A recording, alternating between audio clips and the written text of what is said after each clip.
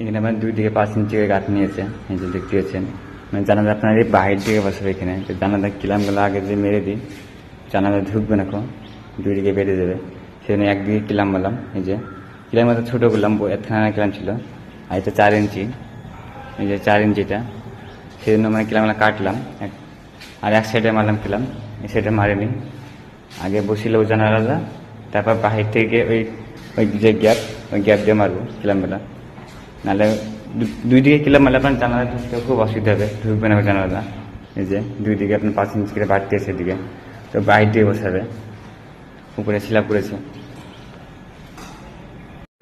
কালকে এই ঘরটা প্লেস্টার করেছি, মানে আপনার সব ঘর কমপ্লিট হয়েছে প্লেস্টার, খালি জানালাটা আজকে বসাবো, তাহলে কমপ্লিট হয়ে যাবে ঘরটা। কত বড় ঘর দেখেন, মানে সব কমপ্লিট হয়েছে কালকে, খালি আপনার এই জানলা বা কেসে জানলা আজকে বসাবো, তাহলে কমপ্লিট হয়ে যাবে।